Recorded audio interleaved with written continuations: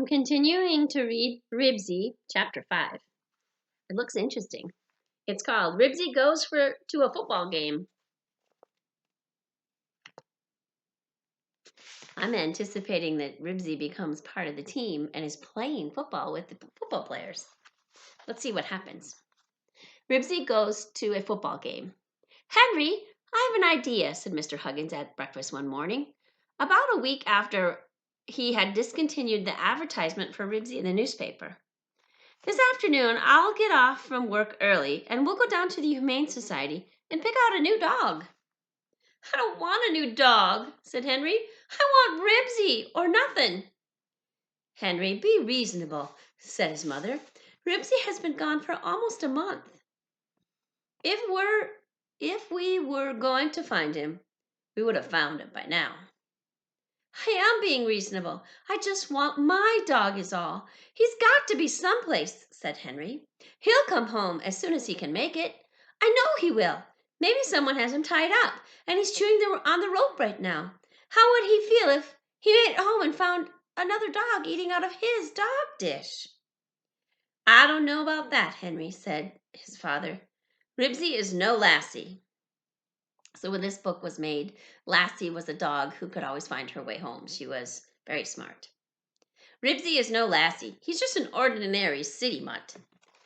Maybe somebody has him fenced in and he's trying to dig his way out, said Henry, ignoring his father's critical remark. I'll bet that's what he's doing right this minute, digging under the fence. And once again, we see this big break in our story. And so we know we're about to hear what's happening to Ribsy. Authors are interesting that way. They help us to see two parts of the story. But Ribsy was not digging under the fence. Neither was he gnawing a rope. He was trotting along the sidewalk, enjoying the fall sunshine. His ears were up, his eyes were bright, and his tail was wagging. Ribsy was getting used to being lost. He was beginning to enjoy it. He met so many nice people. Not so nice as Henry Huggins, but just the same. Except for sleeping in drafty garages, occasionally being forced to make meals out of fishy cat food, Ribsy found a lot of enjoyment in the life he was leading. As Ribsy trotted along the sidewalk, he became aware of lines of cars, bumper to bumper, filling the street. Each car was jammed with yelling, shouting high school students. Some of them were waving pom-poms of crepe paper fastened to sticks. This was a stimulating sight to Ribsy, who felt that with so many noisy people around, something interesting was bound to happen. Zachary Taylor High School. Rah, rah, rah, shouted one carload of students. T-T-T-A-Y, L-L-L-O, T-T-T-A-Y, Y-Y-L-O-R, T-A-Y-L-O-R, Taylor. Down with Taylor, shouted another carload. Hooray for Chester A. Arthur High School. Ribsy did not understand what it meant, but it sounded like fun. He trotted faster, and soon he saw a mob of high school students crowded toward some narrow openings in an enormous gray concrete wall. Naturally, Ribsy had to investigate to see what all the excitement was about. And so he too joined the crowd. He wove his way through a forest of legs until he came to one of the gates where a man was collecting tickets. Beat it, mutt, said the man in his most unfriendly way. Ribsy was not discouraged. He was a cheerful dog who knew there were many friendly people in the world. He wriggled his way through the legs until he came to another gate where another man was taking tickets. No dogs allowed. The man gave Ribsy a shove with his foot. From inside the wall came the sounds of many voices yelling. Something was going on. Something made Ribsy want to get in there. Ribsy should not miss what was going on. He tried a third gate. Get lost, pooch, said the third ticket taker. Ribsy was still not discouraged. He simply sat down and waited for some change in the situation that would allow him to enter this strange place. The wait was not unpleasant because many people stooped to pet him while they stood in line with their tickets to wait their turn to get through the gate. Among the crowd were several boys about Henry Huggins' age, but none of them were Henry. Gradually, the crowd began to thin. A delicious smell floated across Ribsy's nose. Do you think it's hot dogs? I think it might be. A delicious smell floated across Ribsy's nose. He sniffed hungrily and swallowed. Hot dogs! There were hot dogs someplace inside the strange walls. Ribsy moved closer to the gate, wagged his tail. Ribsy wanted to get in there. He fixed his eyes on the gatekeeper with most eagerness. Pleading look as a memory of home and hot dogs passed through his thoughts. Henry Huggins was fond of hot dogs and often ate a hot dog after school. Of course, he always gave one of his hot dogs to his dog. Scram, said the gatekeeper, reaching for tickets of stragglers. Ribsy sat down and held up his left paw. This had worked before. It might work again. I see you're a southpaw, remarked the gatekeeper, who was more sociable now that he had no tickets to take. Well, offering to shake hands won't do you any good. You still can't come in the stadium. What's played in a stadium? I think that picture gave us a clue. I think it's a football game. Ribsy whimpered. No southpaw pooches allowed, said the man. Now beat it. Ribsy had no intention of leaving. Some ancestor of his had waited patiently at a rat hole. He would wait patiently at this gate. Oh, he's thinking that his grandparent dogs or grandpa dogs, they would be able to wait. He could wait. He lay down with his nose on his paws and waited. It was not easy to be patient. The sound from inside told him that he was missing something exciting. And those hot dogs smelled so good he could hardly stand it. This was one of the days he had been forced to eat cat food. He lay watching and waiting and thinking about hot dogs for what seemed like a long, long time. Inside, a band began to play, and voices began to sing. Ribsy did not enjoy this as much as shouting. But even though music bothered his sensitive ears, he could appreciate the enthusiasm of the people. There was more yelling, and then there was screaming went up from the whole crowd, and the man's voice boomed out over the loudspeaker. Ribsy did not care at all for the loudspeaker, which hurt his ears. But he did not hurt enough to drive him away. Hungry, curiosity, and his desire to get into the stadium and the excitement held him a vigil at the gate. That means he won't leave the gate. A boy about Henry's age, wearing jeans patched on both knees and on the seat, appeared at the gate. Hey, mister, can I go in? He asked. The game has started and the stadium isn't full. The man hesitated before he answered. Sure, kid, go on in. After the gatekeeper kept his eye on Ribsy, and Ribsy kept his eye on the gatekeeper. Inside, there was more screaming and someone pounding a drum and someone rattling a cowbell. Ribsy closed his eyes. He would fool the man. He looked as if he was asleep, but he was not. He was letting his nose and ears tell him the man was still there and guarding the gate. T-T-T-A-Y, shouted the students from Zachary Taylor High School. L-L-L-O-R, T-A-Y, L-O-R, Taylor. The man moved a few feet from the gate. He was so busy trying to see what was going on inside that he did not notice Ribsy flick one eye open. After a few minutes, he glanced back at the dog, who apparently was sound asleep.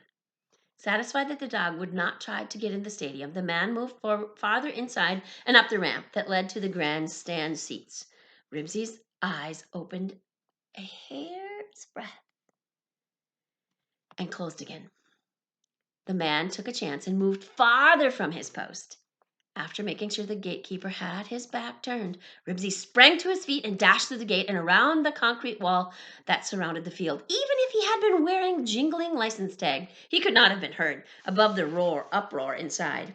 When he was a safe distance from the gatekeeper, he trotted up the ramp, where he could see what was going on inside this strange and interesting place.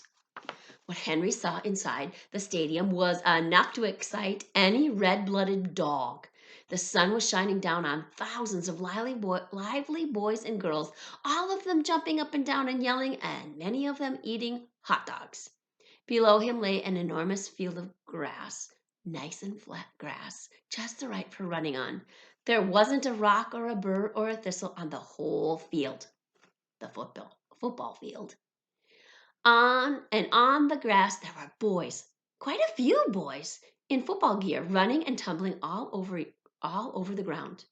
There were also 3 men in striped shirts who appeared to be running after the boys, and that was not all. The boys had a football for chasing.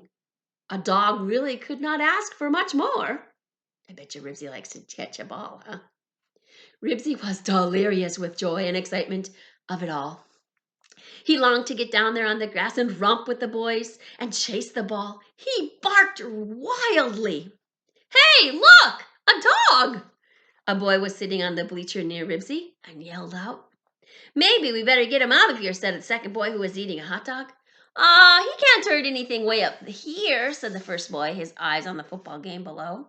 Ribsy looked at the hot dog and swallowed. The boy obligingly broke off a piece of hot dog and dropped it on the concrete for Ribsy, who gobbled it up. It was the first food he had had in a long time that tasted like home. He wished he had more. For some strange reason, the two boys were now pounding one another's back. Boy, oh boy, one of them was saying, a touchdown for Taylor High. Then he stuffed the last of his hot dog into his mouth. Ribsy lost interest in the boy after that and wandered up and down steps that separated the rows of bleachers. He had never seen so many obliging people in one place before in all his life. All he had to do was sit down and stare at some eating a hot dog, and a piece was almost sure to be broken off and dropped at Ribsy's feet. At first, Ribsy gobbled up both the bun and the hot dog, but in a little while he became choosy, rejecting the bun if it had mustard on it, and finally skipping the bun altogether and just swallowing the hot dog. With familiar food in his stomach and so many kind people around him, Ribsy was happy. He began to look for a way to get on the excitement below. He trotted along the wall that rimmed the field, and when the cheering was especially loud, he put his paws on the edge of the brick wall and barked. He was barking from sheer excitement and also because he saw below him some boys about Henry's age who were standing on the edge of the field trying to look important. Look! Squealed a little girl. A dog is cheering for Taylor High. Isn't he darling? Said another girl. Look at his cute collar trimmed with rhinestone. Maybe we should make him be our mascot. A boy said, somebody better get him out of here. A dog can wreck a football game. But the game was so exciting that with a score of 7-6 in favor of Zachary Taylor High, that no one wanted to take his eyes from the player long enough to remove the dog from the stadium. One team grabbed the ball and raced toward the end of the field before the boy who carried the ball was able to cross the line for a touchdown. The other team managed to capture the ball and went racing off in the opposite end of the field. The game was so close that no one was paying any attention to Ribsy. He was free to explore the stadium. One team made a touchdown, and then another team made a touchdown. Finally, down at one end under the scoreboard, Ribsy found a ramp that led through some sort of tunnel that opened on the nice green grass. We want a touchdown! We want a touchdown! The crowd chanted. Since all the boys Ribsy had ever known tumbled around on the grass, were glad to have a dog romp with them. Ribsy ran down to the field, confident they would welcome him. The grass was so cool on his paws and the fragrant to his nose that he had to stop for a good roll. With his 4 feet in the air, he squirmed and wriggled. It was bliss. Bliss means happiness. Only the fun of chasing a ball made him stop. Yeah. A quarterback from Chester A. Arthur High School had the ball and was running down the field toward the end zone with Zachary Taylor team right after him. The boys and girls in the grandstand were screaming and yelling. The hands on the clock on the scoreboard showed only seconds were left to play, and those seconds were passing quickly. Naturally, Ribsy wanted to chase after the fastest runner, the boy who was carrying the ball. He raced down the edge of the field, avoiding the younger boys who, to his delight, had begun to chase him. A newspaper photographer, anxious to photograph the moment that would decide the game, ran alongside the field with the boys chasing Ribsy. To Ribsy, this was all part of the fun. "Come on, Arthur," screamed half the mob who attended Chester A. Arthur High School. Tackle him, screamed the other half of the kids who attended Zachary Taylor High School. This was the most fun Ribsy had enjoyed since the boys and girls had chased him around the schoolyard with the lunch bag in his mouth. He eluded, means he didn't get caught, the younger boys who were chasing him along the side of the field. When he was opposite the quarterback, who was carrying the ball, he put on a burst of speed and darted onto the field in front of the player. Ribsy hoped he would drop the ball so he could have a turn to chase it. The Arthur High School quarterback was so busy trying to stay ahead of the other player who was about to dive at his knees, he did not see the dog.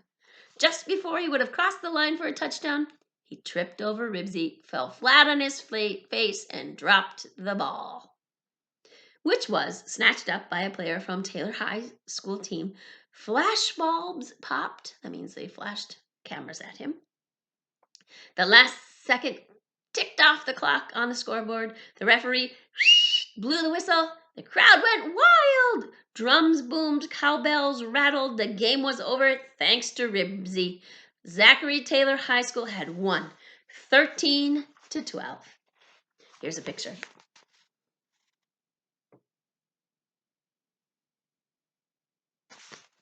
To Ribsy's surprise, he found himself tackled, not by a football player, but by a boy who was about Henry's age. The knees of his jeans were patched and his hair had not been cut for some time. "Gotcha," said the boy, hanging on tight. It was all a game to Ribsy. "That your dog?" said the photographer. The boy saw a chance to be important for a few minutes. "Sure," he said. "Sure, he's my dog." "We know he's not." Ribsy stopped struggling because he needed to pant. He let his tongue hang out of his mouth while he tried to catch his breath. "What's his name?" inquired the photographer, pulling out a pencil and paper. "Junior," answered the boy promptly. It was the first name that popped into his head, and the reason it popped into his head was that Junior was his own nickname. It was a nickname he did not like one bit. "Junior," the man wrote down. "That's a funny name for a dog." "He was named after his father," the boy answered quickly. "What's your name?" asked the photographer. "Joe Sailor," answered the boy, leaving off the junior on purpose. He must be Joe Sailor's junior, and his dad must also be Joe Sailor. "Address?" Joe told him where he lived, a street half a mile from the stadium. By now, the Zachary Taylor High School students were swarming around Joe Sailor to pet the dog that had helped win the game. Under the circumstances, Joe was not going to put Ribsy down, not when everybody thought it was his dog who was the hero of the game. It began to seem to Joe that Ribsy really was his dog. As for Ribsy, he enjoyed all the attention he was getting, and, after all, Joe was a boy. Ribsy liked boys. Joe carried Ribsy off the field. Every time he was about to put Ribsy down, someone said, "That's the dog who saved the game." Boys were satisfied to pet Ribsy, but girls were inclined to squeal and say, "Isn't he darling?" Some of them hugged him. One girl went so far as to kiss Ribsy. Both Joe and Ribsy were having a good time. It was not until the crowd had thinned out that Joe released Ribsy. Joe then went up into the grandstand, not having anything better to do. Ribsy tagged along with Joe. Joe walked in between the rows of seats looking for something, and Ribsy walked along too. Joe picked up a nickel, a penny, and several rows farther up the stadium he found a dime. Someone's hot dog change that had been dropped and had rolled away during the excitement of the game. Ribsy examined wads of waxed paper that had been wrapped around hot dogs. It was getting dark before Joe found another nickel. Oh, he's scavenging for money, huh? It was getting dark before Joe found another nickel, and by the time the stadium was almost empty. "Only 21 cents, Joe remarked to Ribsy. "I do better at college games." When Joe left the stadium, Ribsy followed. It seemed almost like old times, when he used to follow Henry all around. "Where are you going?" Joe asked Ribsy. Then he bent to examine the dog's collar underneath the streetlight. There was no license tag. Joe shrugged and started toward home. One of his shoes was untied, and the shoelace flopped as he walked. Ribsy did not have any place to go, so he went along too. When Joe came to an old house with a saggy porch and peeling paint, Ribsy followed him around the back and right up the steps. Inside, someone was practicing piano. Plunk, plunk, plunk, plink, plunk, plunk, over and over. Plunk, plunk, plunk, clink, plunk, plunk. Joe groaned. "Oh, Mom's making Darlene practice," he muttered. Ribsy looked expectantly at the door, which he was sure would open for him. A boy like Joe would not leave a dog on a porch now that it was supper time. "Don't you have a place to go?" Joe asked Ribsy. Ribsy answered to this with a short, eager bark. It turned out that Ribsy was right about Joe. The boy bent over and took off the red rhinestone collar with that old Mrs. Farley had given him. He stuffed it in his pockets and said, "That's a sissy collar for a dog like you." Then he opened the door and said, "Come on in." Ribsy stepped into the worn linoleum of the kitchen floor. Joe closed the door behind him. And that is the end of chapter 5. Chapter 5 wasn't as long. Hope you come back for chapter 6 and find out what's happening at Joe's house with Ribsy. See you then.